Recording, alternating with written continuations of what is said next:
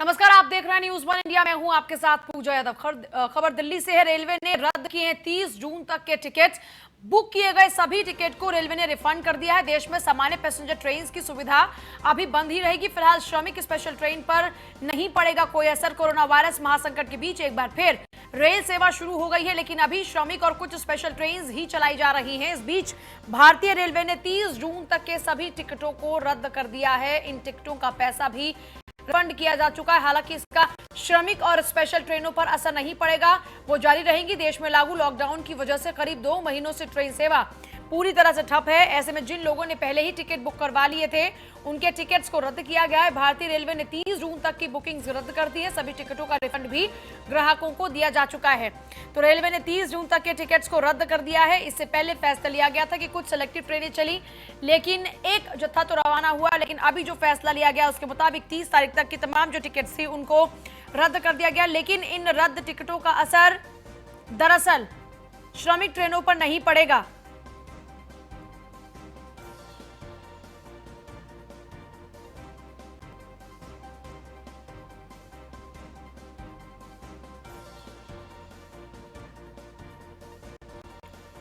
फिलहाल श्रमिक और स्पेशल ट्रेन पर इसका कोई असर नहीं पड़ेगा, लेकिन एक बार फिर से यह कहा जा सकता है कि पहिए थम चुके हैं। लेकिन स्पेशल ट्रेनें, श्रमिक ट्रेनें चलती रहेंगी। बुक किए गए सभी टिकट्स ने लोगों के मन में उम्मीदें पैदा की थी कि वो गंतव्य की ओर पहुंच सकते हैं, लेकिन फिलहाल श्रमिक और स्पेशल ट्रेन ही चलेंगी। रेलवे ने 30 जून तक के टिकट्स को रद्द कर दिया है और उसका रिफंड भी किया जा चुका है। देश में सामान्य रेलवे सेवा अभी शुरू नहीं होगी। 30 जून या उससे पहले यात्रा करने के लिए बुक किए गए सभी टिकट्स को कैंसिल किया गया है।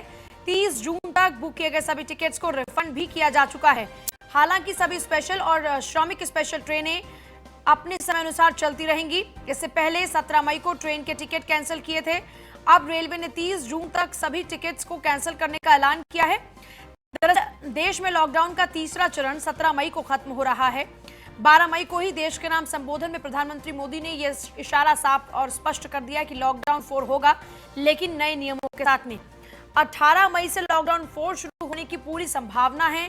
अब ऐसे में लॉकडाउन से पहले बुक किए गए 94 लाख टिकट रेलवे ने कैंसिल कर दिए हैं। 1490 करोड़ रुपए ग्राहकों को वापस किया जा चुका है। लॉकडाउन के पहले चरण से 830 करोड़ रुपए वापस किए गए। 25 मार्च को लॉकडाउन की शुरुआत से 3 दिन पहले 22 मार्च से ही नियमित यात्री सेवाओं समेत सभी गैर जरूरी ट्रेनों को निलंबित कर दिया गया था। और अब जो टिकट कैंसिल किए गए वो लॉकडाउन के दौरान उस समय बुक कराए गए जब रेलवे ने जून में यात्रा के लिए बुकिंग की अनुमति दी थी। ब्रजेश जुड़ गए हमारे साथ में। ब्रजेश, टिकट बुकिंग के साथ ही लोगों में एक उम्मीद जागी थी कि अब कम से कम जो लोग इंतजार कर रहे हैं अपनी जगहों पर, अपने घरों पर जाने का, उनका वो इंतजार खत्म होगा। लेकिन 30 जून तक सभी ट्रेन के टिकट्स कैंसिल होने के बाद में अब लोगों को फिर से इंतजार करना होगा। देखिए, निश्चित तौर पर कहीं न कहीं उन तमाम लोगों के लिए एक बड़ा झटका है जो अपने घरों में वापस। देखा गया कि जो ट्रेनों में सफर करके आए हुए लोग थे उनमें बड़े पैमाने पर कोरोना संक्रमण के मामले सामने आए। इसके बाद कम्युनिटी लेवल पर इस संक्रमण के फैलने का खतरा था और इसी को देखते हुए 30 जून तक के जो भी टिकट थे वो पूरी तरीके से रद्द कर दी गई। चूंकि ट्रेनों के टिकट पहले से भी रद्द किए गए थे, इधर अभी मई तक के जो टिकट थे वो पहले ही रद्द हो गए थे, लेकिन अब 30 जून तक के जो टिकट थे वो सारे टिकट को रद्द कर दिया गया है। इसका मतलब ये है कि जो गैर जरूरी ट्रेनें हैं उनका 30 जून तक संचालन नहीं होगा। ये अपने आप में अब बिल्कुल साफ हो गया है कि 30 जून तक सरकार जो है लोगों। ब्रजेश, आपके पास फिर से हम वापस लौटेंगे क्योंकि ठीक तरीके से आपकी आवाज नहीं पहुंच पा रही है। देखिए, सरकार ने कोरोना संक्रमण रोकने के लिए सामान्य रेल सेवाओं को बंद किया था। सभी स्पेशल और श्रमिक ट्रेनों का संचालन अभी जारी रहेगा।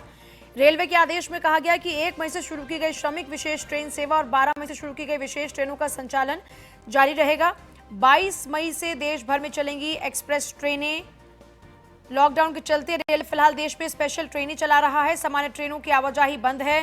स्पेशल ट्रेन चलाने के बाद अब रेलवे मेल और एक्सप्रेस ट्रेनें चलाने की तैयारी कर रहा है। इसके साथ ही यात्री अब वेटिंग टिकट भी बुक करा सकेंगे। एक यात्री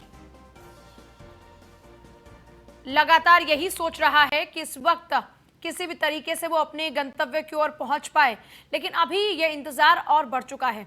आगे बढ़ेंगे। मुजफ्फरनगर हादसे में बड़ा खुलासा हुआ है। हादसे के दौरान जो बस ड्राइवर था वो नशे में था। रोडवेज बस के ड्राइवर को किया गया गिरफ्तार। पैदल घर जा रहे 6 प्रवासी मजदूरों की मौत हो चुकी है। मुजफ्फरनगर में 6 मजदूरों की मौत हो गई थी। मजदूरों को कुचलने वाले रोडवेज बस के ड्राइवर को गिरफ्तार कर लिया गया है। मेडिकल रिपोर्ट में पता चला है कि ड्राइवर नशे में था। फिलहाल पुलिस ने मामला दर्ज कर लिया और मृतकों का पोस्टमार्टम कराया जा रहा है। पुलिस के मुताबिक रोहना टोल की तरफ आ रही रोडवेज बस थी और बस का ड्राइवर नशे में था। बस को तेजी और लापरवाही से वो चला रहा था। उसने पैदल घर आ रहे मजदूरों को रौंद दिया। इस हादसे में 6 मजदूरों की मौत हो गई, जबकि 4 मजदूर घायल हुए। 2 की हालत गंभीर बताई जा रही है। पुलिस के मुताबिक मरने वाले बिहार के पटना, गोपालगंज, भोजपुर के रहने वाले हैं। ये लोग दरअसल पंजाब में काम करते थे और पैदल ही अपने घर की ओर लौट रहे थे।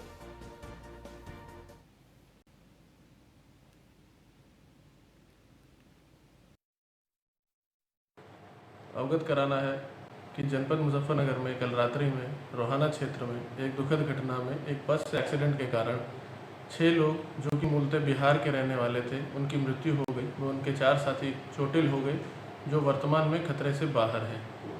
संबंधित घटना के संबंध में मुकदमा पंजीकृत किया गया है।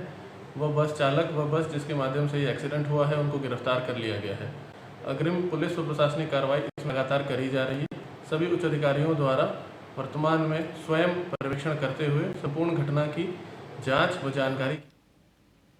मेरठ में कोरोना वायरस की चेन को तोड़ने के लिए मेरठ जिला प्रशासन ने आज संपूर्ण लॉकडाउन का फैसला किया, यानी एक तरह से अघोषित कर्फ्यू, जिसमें केवल दवा और दूध की दुकानें ही खोली जा सकती हैं, जबकि फल, सब्जी, किराने की दुकानों को पूरी तरह से बंद रखा गया। हालांकि इस संपूर्ण लॉकडाउन से बैंक्स, पेट्रोल पंप और जरूरी सरकारी दफ्तरों को बाहर रखा गया है। बैंक्स में आम उपभोक्ता के आने पर पाबंदी रखी गई है। बैंकों में केवल इंटरनल वर्क ही होगा, जबकि बेवजह सड़कों पर निकले लोगों के चालान काटे गए। कुल मिलाकर एक दिन के अघोषित कर्फ्यू को कोरोना वायरस की चेन को तोड़ने के लिए ट्रायल के तौर पर लिया गया है। मेरठ की तस्वीर है। मेरठ में देखिए तेजी के साथ में, क्योंकि आंकड़ों में इजाफा हो रहा था और जिस तरह तेजी के साथ आंकड़ों में इजाफा हो रहा था उसके बाद से मेरठ प्रशासन खुद सवालों के घेरे में था। ऐसे में मेरठ प्रशासन ने अब कुछ ट्रायल शुरू किए हैं और ये ट्रायल बिल्कुल वैसा ही है जैसा प्रधानमंत्री मोदी ने लोगों से आह्वान के साथ किया था कि आप जनता कर्फ्यू के तहत अपने घरों में रहेंगे। कुछ वैसा ही कर्फ्यू मेरठ में लगाया गया, जहां पर किराने की दुकान, सब्जी, फल की दुकानों को भी बंद रखा गया। जिले में सभी दुकानों को बंद रखा गया। किसी भी के भी निकलने पर पाबंदी रही और जो भी लोग निकल रहे थे उनके चालान काटे गए। बेवजह जो भी सड़कों पर घूम रहे थे, देर आए दुरुस्त आए। मेरठ प्रशासन के लिए यह कहावत बिल्कुल सटीक बैठती है। जो काम लॉकडाउन की शुरुआत में, यानी 1 पड़ाव, 2 पड़ाव और 3 पड़ाव की शुरुआत में होना चाहिए था, वो लॉकडाउन 3 के अंतिम दिनों में देखने को मिल रहा है। कोरोना संक्रमण का आंकड़ा मेरठ में जबरदस्त उछाल के साथ निरंतर बढ़ता गया। मौत का आंकड़ा भी लोगों को डराने के लिए काफी था, लेकिन प्रशासन लॉकडाउन 3 के अंतिम चरण में कड़े कदम उठाता हुआ नजर आया है। तो नतीजे भी सामने हैं। सड़कें सूनी है, लोग घरों में हैं। केवल 4 घंटे की एक छोटी सी ड्रिल से पूरा मेरठ जनपद संपूर्ण लॉकडाउन 3 मनाता हुआ नजर आ रहा है। डीएम अनिल ढींगरा के आदेश के बाद पूरे मेरठ जनपद के विभिन्न हिस्सों में लॉकडाउन 3 का उल्लंघन करने की अब किसी की हिमाकत नहीं हो रही। और मेडिकल स्टोर खोले जाएंगे और कोई भी व्यक्ति बाहर घूमता पाया गया तो उसके खिलाफ सख्त कानूनी कार्रवाई की जाएगी।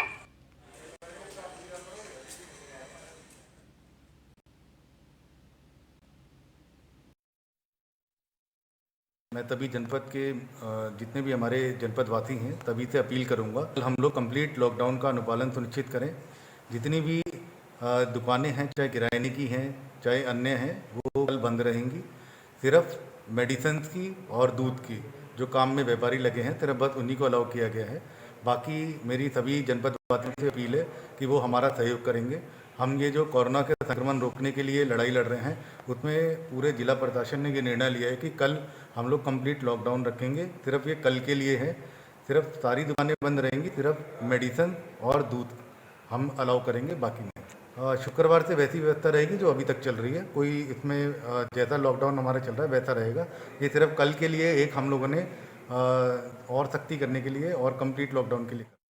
मेरठ में एक के बाद एक कोविड पेशेंट की संख्या में हुए इजाफे को देखते हुए जिला प्रशासन की ओर से गुरुवार को संपूर्ण लॉकडाउन का फैसला लिया गया, जिसके चलते गुरुवार सुबह से ही शहर के तमाम वो बाजार भी बंद रहे जो लॉकडाउन में आम दिनों में सुबह में 6 बजे से 11 बजे तक खुल रहे थे।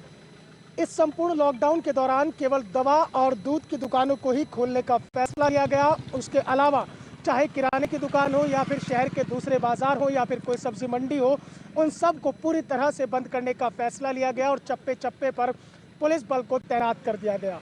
दरअसल मेरठ के नोडल अधिकारी और प्रमुख सचिव सिंचाई उत्तर प्रदेश टी वेंकटेश और nodal officer IGPTS Lakshmi Singh और DM अनिल ढींगरा, इन सभी ने मिलकर ये फैसला किया कि एक दिन का संपूर्ण लॉकडाउन यानी कि एक तरह से अघोषित कर्फ्यू लगाकर देखा जाए कि क्या हालात बनते हैं, क्या पेशेंट की संख्या में इजाफा होता है या फिर कमी आती है।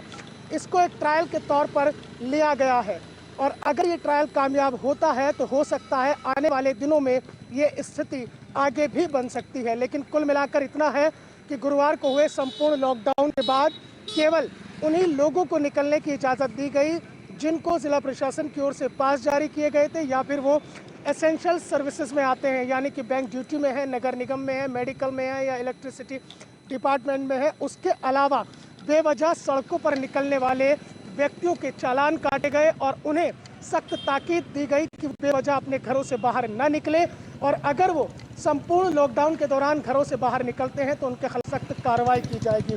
यानी कि कुल मिलाकर गुरुवार को मेरठ में अघोषित कर्फ्यू जैसे हालात दिखाई दिए और ये केवल और केवल एक ट्रायल के तौर पर है कि कोरोना वायरस से संक्रमित होने वाले जो मरीज हैं उनकी संख्या में कैसे कमी लाई जा सके और कैसे इस वायरस की चेन को तोड़ा जा सके। वीडियो जर्नलिस्ट संजय सिंह के साथ मोहसिन खान, न्यूज़ 1 इंडिया, मेरठ। एक तरफ मेरठ में जहां DM अनिल ढींगरा के आदेश के बाद सभी अपने घरों पर रह रहे हैं, तो वहीं रजबन के एक मोहल्ले में 85 साल की महिला कोरोना से जंग जीतकर लौटी। मोहल्ले वालों ने फूल बरसाकर महिला का जोरदार स्वागत किया। देखिए।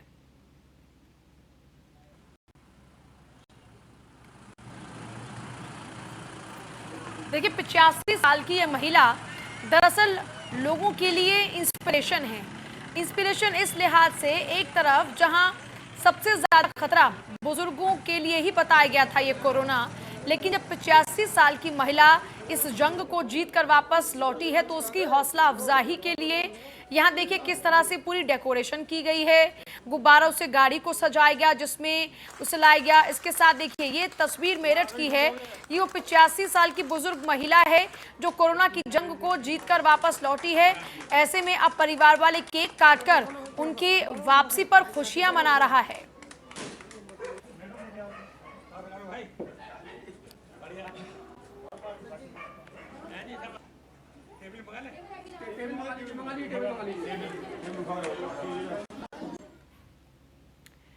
देखिए यही खबरें कई बार जिंदगी में और किस तरह से संघर्षों का सामना करना है उस ओर इंस्पायर करती। आज लॉकडाउन 4 पर केंद्र को प्रस्ताव भेजेंगे सीएम केजरीवाल। लॉकडाउन 4 के दौरान दिल्ली में क्या ढील दी जाए इसी को लेकर प्रस्ताव भेजाएगा। सीएम केजरीवाल ने लॉकडाउन 4 पर दिल्ली वालों से दरअसल सुझाव मांगे थे और लाखों सुझाव उनको मिले हैं। सीएम केजरीवाल ने कहा पिछले 24 घंटे के भीतर उनको लगभग 4.25 लाख सुझाव प्राप्त हुए हैं। 15 मई को केंद्र सरकार को ये सुझाव देने हैं। सुझाव काफी अच्छे हैं और हमारी कोशिश है कि सुझावों पर विचार किया जाए। लोग स्कूल कॉलेजेस को अभी नहीं खोलने का ही सुझाव दे रहे हैं। इस सुझाव पर हम चर्चा करेंगे और केंद्र को प्रस्ताव भेजेंगे।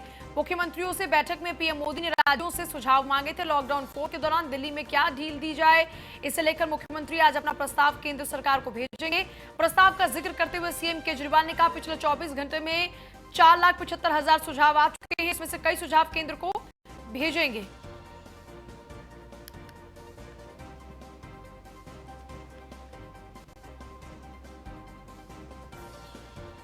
पहले मैंने दिल्ली के लोगों से सुझाव मांगे थे कि 17 तारीख को लॉकडाउन ख़त्म हो रहा है।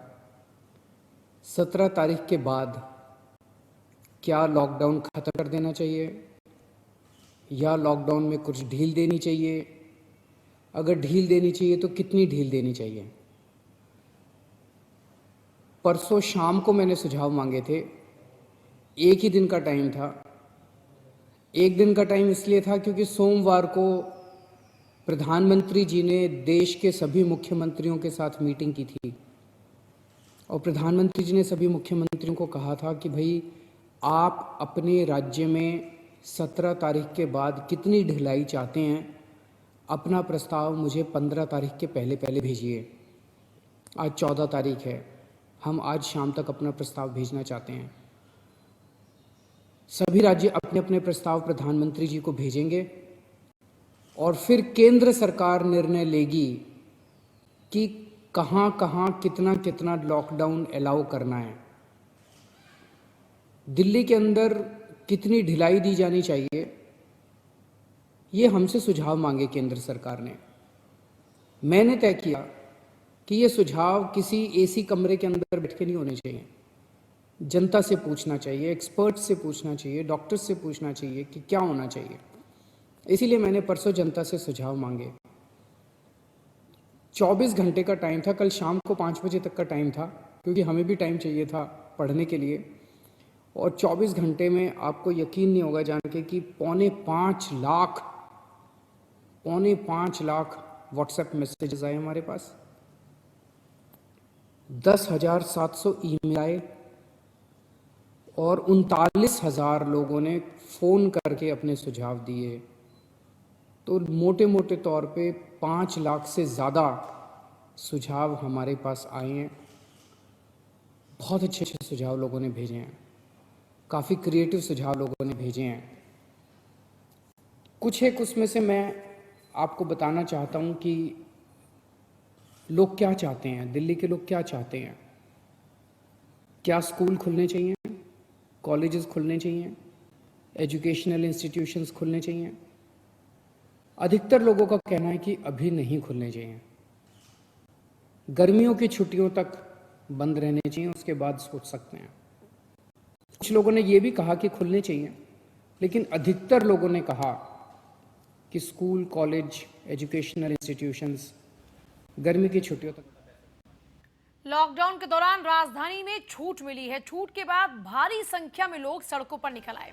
लॉकडाउन के दौरान पहली बार ट्रैफिक सिग्नल पर चल रहे चौराहे अनावश्यक निकलने वालों की गाड़ियों के किए जा रहे चालान, बाहर निकलने वालों से सोशल डिस्टेंसिंग बनाए रखने की अपील की जा रही है।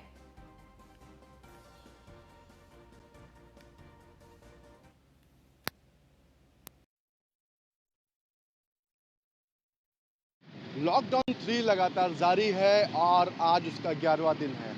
प्रधानमंत्री ने लॉकडाउन 3 की भी घोषणा की थी। उसके बाद जब प्रधानमंत्री ने एक बार फिर संबोधित किया तो लोगों को बताया कि लॉकडाउन 4 भी हो सकता है होगा, और लेकिन वो नए शर्तों के साथ होगा। इस समय हम हजरतगंज चौराहे पर मौजूद हैं। अमूमन इस चौराहे पर पिछले अगर दिनों की बात करें सन्नाटा पसरा रहता था, लेकिन आज की स्थिति है कि ट्रैफिक जो है वो चलाया जा रहा है, जो लाइटिंग होती है ट्रैफिक की वो ऑन है, लोगों की भारी भीड़ है। अमूमन जैसे देखा था पहले की काफ़ी भीड़ होती थी, उसी तरह से लोग निकल भी रहे हैं आज। चाहे कार की बात करें, साइकिल की बात करें, मोटरसाइकिल की बात करें, लोग घरों से बाहर निकल रहे हैं। निश्चित तौर पर जिस तरह से धीरे धीरे चीज़ों में छूट दी जा रही है और प्रधानमंत्री का जो अंतिम संबोधन था देश के नाम, उसमें कहा भी गया था कि लॉकडाउन 4 भी होगा, लेकिन कई शर्तों के साथ नए प्रारूप में होगा। निश्चित तौर पर अगर लखनऊ की बात करें, तमाम जो पुलिसकर्मी हैं वो अभी भी सतर्क हैं, लगातार जांच भी कर रहे हैं कि किस तरह से जो वाहन है वो कोई डबल जो सीट है मोटरसाइकिल, उस पर 2 लोग ना बैठे हों, साथ ही साथ जो 4 पहिया वाहन गाड़ी होती हैं उनमें 2 से ज़्यादा ना हो। उन सब मानकों का ध्यान रखते हुए निश्चित तौर पर फोर्स तैनात है और लगातार चेकिंग कर रही, तमाम चालान भी किए जा रहे हैं, गाड़ियाँ सीज भी की जा रही हैं। लेकिन इन सबके बावजूद जो अभी की स्थिति बनी हुई है वो वास्तविक स्थिति ये है कि लोग घरों से बाहर निकल रहे हैं और ट्रैफिक जो है वो लगातार चलाया जा रहा है। जो अमूमन पहले देखा जाता था, पिछले जो लॉकडाउन पहला फर्स्ट और सेकंड रहा, इस चौराहे पर बिल्कुल भीड़ नहीं होती थी, आप बिना ट्रैफिक सिग्नल देखिए निकल सकते थे, लेकिन अब सिग्नल चल रहे हैं और जो लोग हैं वो घरों से निकल रहे हैं। लखनऊ से न्यूज़ इंडिया के अश्विनी कुमार, सहयोगी रमेश वर्मा के साथ। सराहनीय है। खबर लखनऊ से है। कमर्शियल बिजली उपभोक्ताओं को फिक्स चार्ज में राहत। यूपीपीसीएल ने लॉकडाउन के कारण फिक्स चार्ज में राहत दी है। उपभोक्ताओं को मई के बिल में नहीं देना होगा फिक्स चार्ज। इस बिल का भुगतान जुलाई के बिल में कर सकेंगे उपभोक्ता। सभी तरह के बिजली उपभोक्ताओं के मार्च से लेकर मई तक बढ़ाई गई। ये राहत बिलों के भुगतान की अंतिम तिथि भी 31 मई तक बढ़ाई गई है। यूपीपीसीएल के एमडी एम देवराज ने सभी विद्युत वितरण कंपनियों को यह आदेश जारी किया है।